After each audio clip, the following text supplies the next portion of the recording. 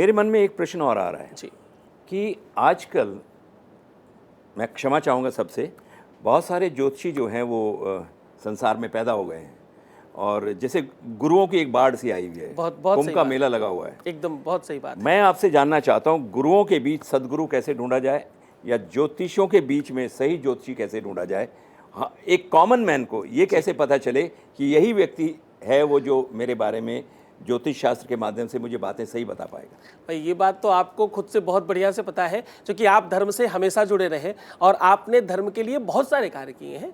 लोग आपको उस रूप में आज तक भूल नहीं पाए, आपको आज भी किसी न किसी रूप में लोग देखते हैं और आपका सम्मान करते हैं उस तरह से। तो ये बेसिकली धर्म है और धर्म को आपको पहले श्रद्धावनत होना पड़ेगा। ये सत्य बात है कि आज की जो हम भीड़ देख रहे हैं, इसमें बहुत सारे ऐसे चेहरे हैं जिनको हो सकता है उस चीज़ का नॉलेज नहीं हो सकता है ये पता नहीं हो। इसके लिए बहुत टाइम पहले, सालों पहले हमारे पूर्वज कहावत कहते थे, गुरु करो जान के और पानी पियो छान के। जब आप किसी चीज़ को बार बार जानते हैं, आपका अनुभव ही आपको महान बनाता है। आप जब किसी चीज़ को जानते हैं, दो तरीके से आप गुरु के पास जाते हैं। एक तो जब आप समस्याग्रस्त होते हैं जी। जब आप पीड़ित हैं, तो आपको जो भी मिल रहा हो सामने आप उसे पकड़ते हैं। क्यों? क्योंकि उस समय जब भी ऐसी आपत्ति आती है, असंभवम है मर्मगस्य जन्मो तथापि रामो लुलुभे मृगायाः।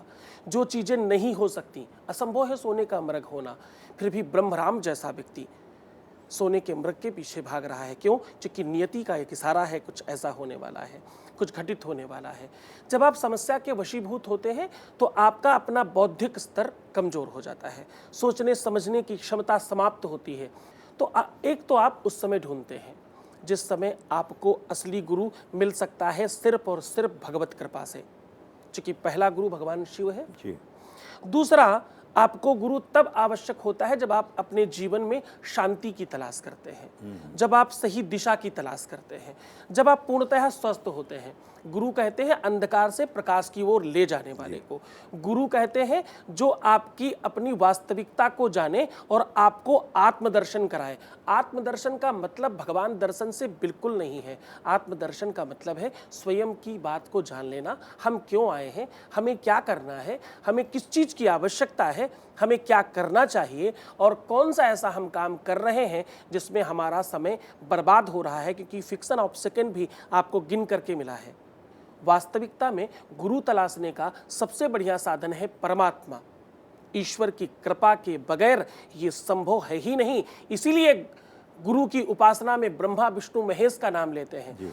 उसको एक दृष्टि से ऐसे देखते हैं कि गुरु ही ब्रह्मा विष्णु महेश है, दूसरी दृष्टि ये है कि ब्रह्मा विष्णु महेश की कृपा से ही गुरु मिल सकता है, इसलिए उसको प्रणाम करना चाहिए। तो इसके लिए आपको जानना, समझना और अपने चक्षुओं का, अपने ज्ञान दर्शन का पूरा उपयोग करना होगा। आचार्य जी बहुत बहुत धन्यवाद, आपने बहुत अच्छे से एक्सप्लेन किया। अगर आपको हमारा ये वीडियो पसंद आया है तो आप इसे लाइक कर सकते हैं, शेयर कर सकते हैं, हमारे चैनल को सब्सक्राइब भी कर सकते हैं।